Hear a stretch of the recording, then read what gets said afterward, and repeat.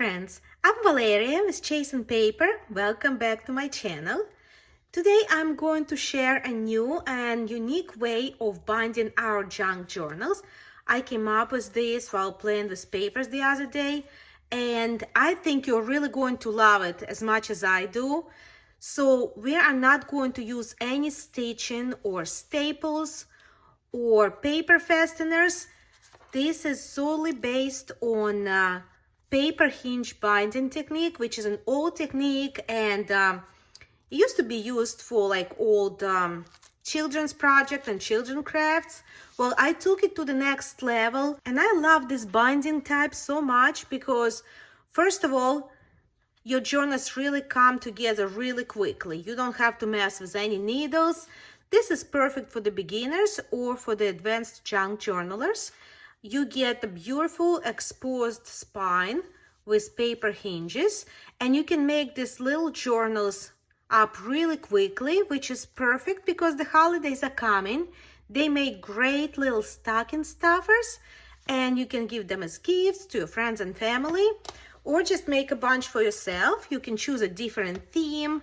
See, as you can see, I made quite a few here. They all have the same type of binding, but they look completely different. Also, I wanted to let you know that all three of these journals will be available in my Etsy shop as soon as the video is going to be published. So if you're watching this video and you want to check out these journals, they are available in my shop right now. Ready to see how to make one? Let's roll! We are going to need 10 sheets of paper, and we are working with the regular printer size paper. Now, you don't have to use plain white paper. I'm going to work with this pattern paper, which is exactly the same size as printer paper. It's 8.5 inches by 11 inches. And it's just a little more fun to work with, I think, because it has a lot of different patterns to choose from. And I went ahead and pulled about 10 pieces of paper in all different patterns. I'm just going to go with general vintage feel, but you can choose a theme for your journal, which is going to be a lot of fun. Next, we are going to tear these papers in half. You can tear or cut, but we are going to need halves of each of these sheets. So whatever is easier for you, you can use your paper cutter or a ruler and just tear it in half. Like so. Now that all our papers are cut in half or torn in half, we're going to start folding them in half. So you're going to take each piece and fold it in half like this. And this is a great project to use up all your unwanted scraps too. You just have to make sure that your papers remain the same size. For this project, it's rather important because it makes things easier. And I think it makes the finished project look better. Now we have all our papers folded in half. Let's combine them into 5 signatures. Each signature is going to have 4 folded sheets of paper in it. And I believe that's a good place to start. You can definitely try putting more or less papers, whatever you like as far as the size of your journal. Now that we have 5 signatures put together, we're going to go ahead and put them aside. Now all you need is a piece of scrapbooking paper. This is a 12 by 12 paper, and I recommend that you look through your scrapbooking paper stash and find double-sided paper that's a little bit thicker than regular copy paper. Okay, so look for the paper on the thick side. So once you find your paper, we are going to cut 2 strips, and I'm using my paper cutter to cut out these 2 strips about 1 inch wide. 1,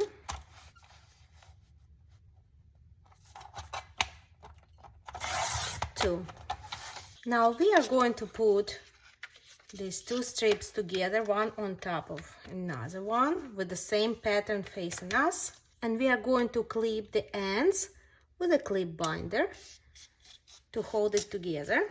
Now let's go ahead and mark about 2 inches of each end of our strips, And that's going to remind us not to put any folds on those ends. So now let's just begin making accordion folds, about 1/2 inch wide accordion folds. So I'm going to start going this way.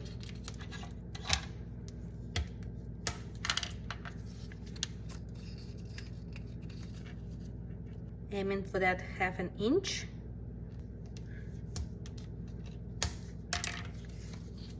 And again.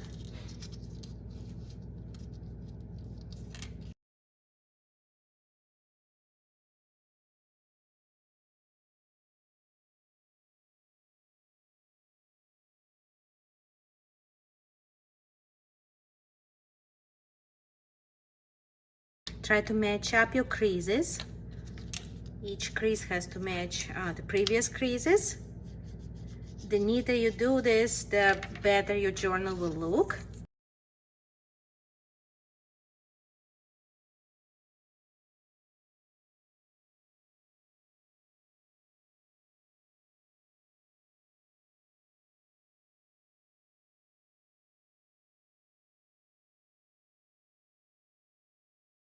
Great. We can remove the binder clip now and see how the ends are pointing up. And we have 1, 2, 3, 4, 5 little upwards creases. This is all we need. Each crease is going to hold each one of our 5 signatures which we prepared. Next, we are going to need some cardstock, some heavier cardstock, and I'm going to work with this Tim Holtz craft stock, which comes in different colors. If you don't have this, you absolutely don't need to rush and buy it. You do not have to have it. You can just as well use a cereal box or any kind of a food box. It's going to be about the same thickness. So once you pick your craft cardstock or your chipboard from a cereal box, let's go ahead and measure it against the band. And I'm going to mark it just a little bit, tiny bit smaller than the band, because it has to fit inside of the band. And now I'm going to use my paper cutter to cut the strip. Let's make sure it fits in one of our bands, and it fits perfectly well. So now that I'm happy with the size of this strip, I'm going to make 4 more strips of the same size. Now I have all 5 strips. They're all exactly the same width. Now I don't want the strips to be as tall or taller than our pages in a journal. I want them to be about an inch shorter than the journal pages. So I'm just going to roughly mark an inch off of it and cut 1 there, and then I'm going to cut the rest to the same size there. Now we're going to take our 5 signatures, straighten them out, and we are going to find a placement for our hinge binding. So let's grab one of our strips, put it about 1/2 inch down from the top of our journal, like that. And I'm going to mark with my pencil. You can use a pen or anything else you have, a Sharpie, to mark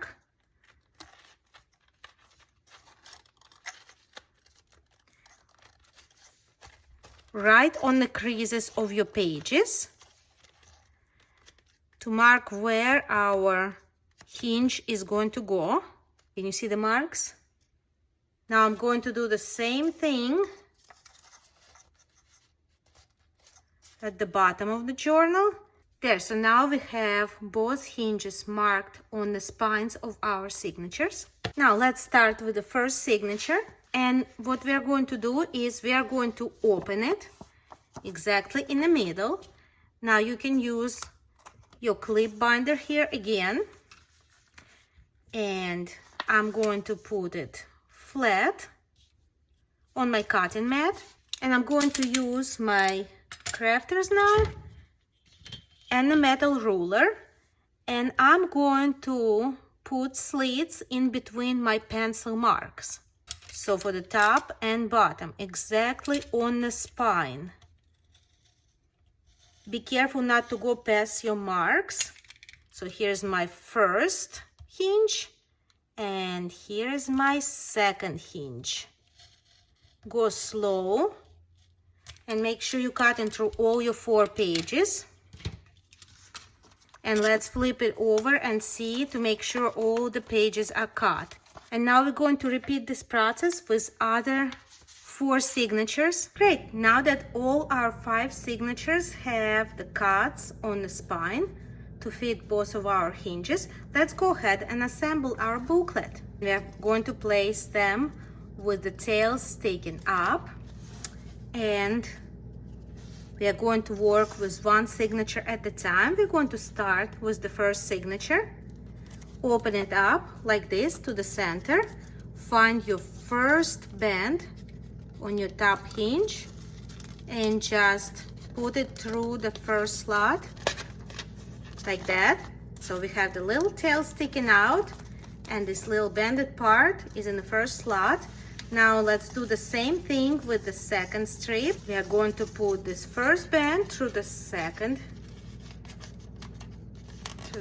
slot here. Now if you find that maybe not all of your pages will cut through, it's a really easy fix. You can come back with your craft knife and make sure all the pages are cut all the way through. So now that our first signature is sitting on our hinge, this is where our strips come in. We are going to put them through, and it's just going to slide right in, and it's going to stay there. That's it. You don't need any glue, you don't need any tape. Tension is going to keep this strip in place, and it's going to keep your pages from falling out.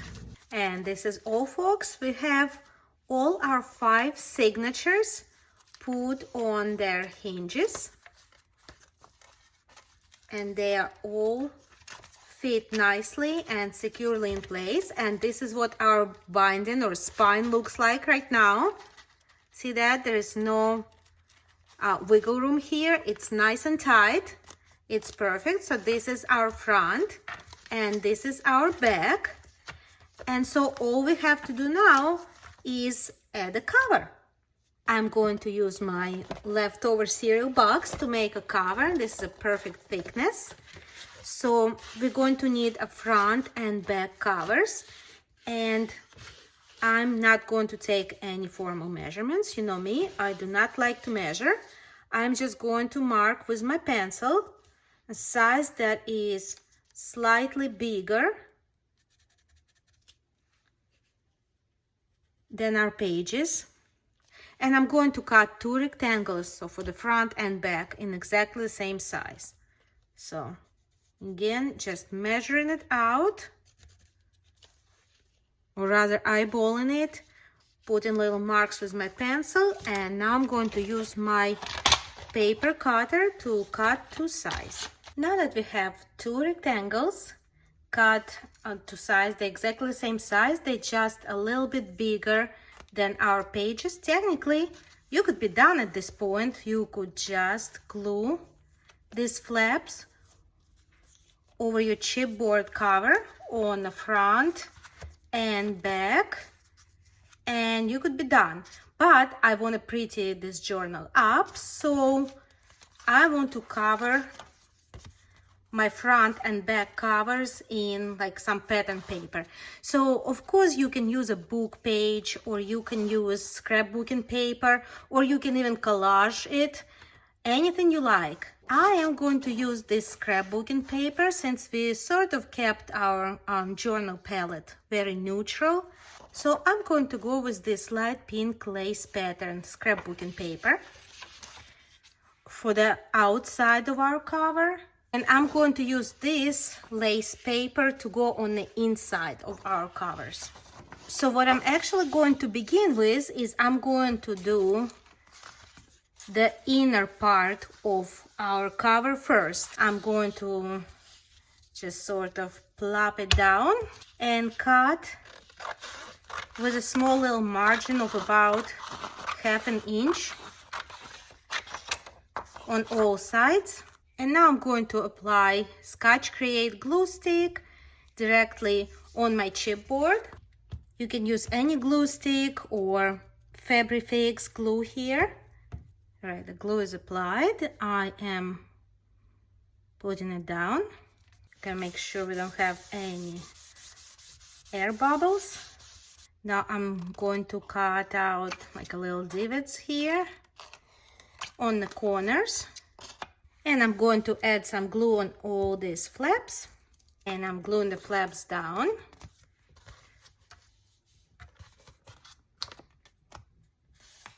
And this is what we have. This is going to be our inner part of our journal cover.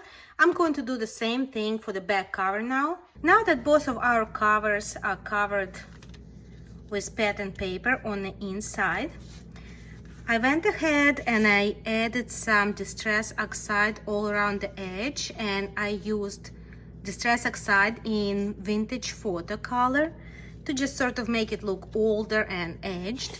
Now this cover, remember, this is the inner side of our cover, so it's going to go in like this because I want to cover up our flaps. I don't want them to be visible.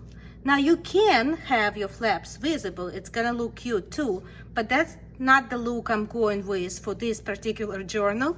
So this is why I started decorating the cover from the inside. Now that the inside is decorated, we are going to cover the outside. So here is my paper, and I'm going to mark it just a little bit smaller, about 1/4 inch smaller than my cover, because I want sort of like a frame of that paper we used on the inside to show on the front. I'm going to cut it to size. Let's double check to make sure it fits right. And that fits good. I like that. Now let's move to the fun part and attach the covers. So this is the one that's going to go on the front. Let me put this piece aside for now. This is the part we're going to work with. Let's put some glue on our flaps. So you open them up and you apply glue directly on the flaps. Again, you can use your glue stick or you can use some Fabrifix or Fabri-Tac. Both of those options will work, or you can even use your PVA or art glitter glue, whatever you have on hand. Now, I'm going to put this cover without touching this edge, okay? I'm going to leave about 1/8 of an inch gap here. That's going to help us make sure that the book opens flat and everything works nicely. So put your cover exactly where it needs to be, and then just sort of put those flaps down. Make sure it really sticks. This is important. You don't want your covers go flying when you're using your journal. Now let's flip it over and do the same thing with the back cover. And there we go. The covers are glued in. So here's what it looks like right now. So now all we have to do is decorate the front and the back if you want to. So here's our pre-cut piece. Before I put it on the front, I'm going to add a little color. I'm going to use Distress Oxide in Victorian Velvet, just around the edge. While I'm at it, I'm going to add the same Distress Oxide to my back cover as well. Now, if you wish, you can add some Distress Oxide and just ink the edges of your cover as well. I'm inking the hinges as well. It's totally fine because it just makes it look worn and aged, which is exactly what I want. And now I'm ready to put on our cover. And here we go.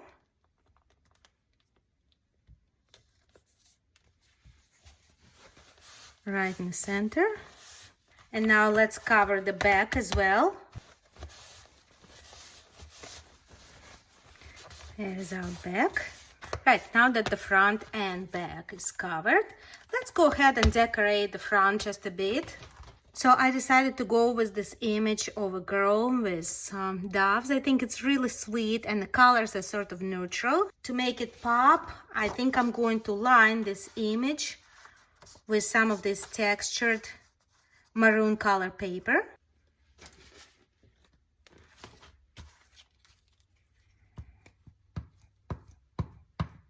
I'm leaving some room on all sides so that I can have torn edges.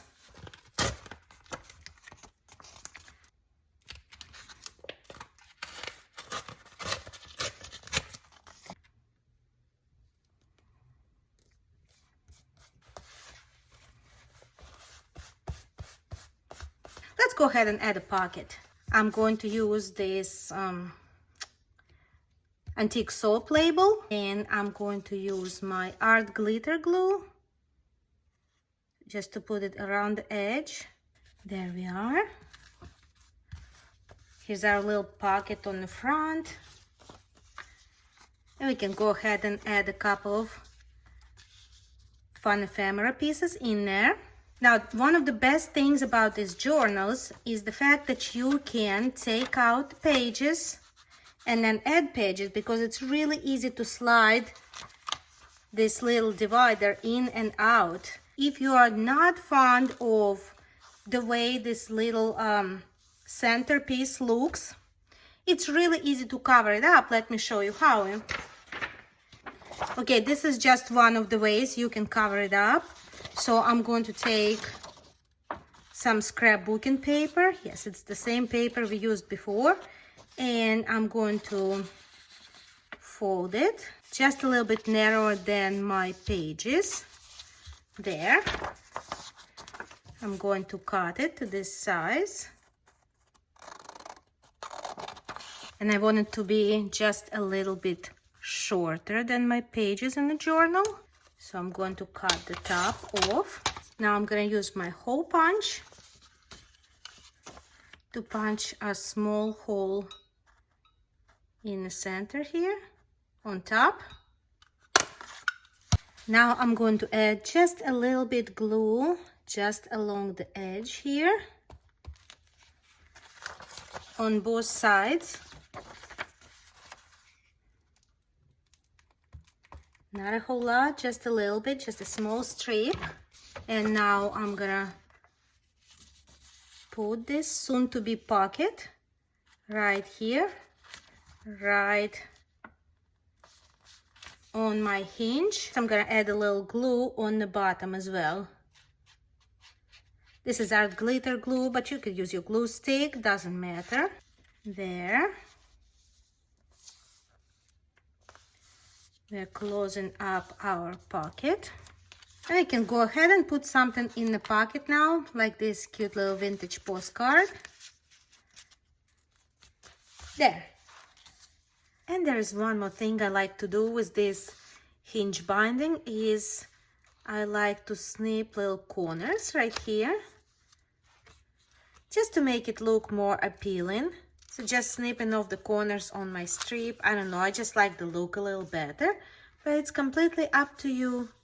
And you can do that before you put that little strip through your loops as well.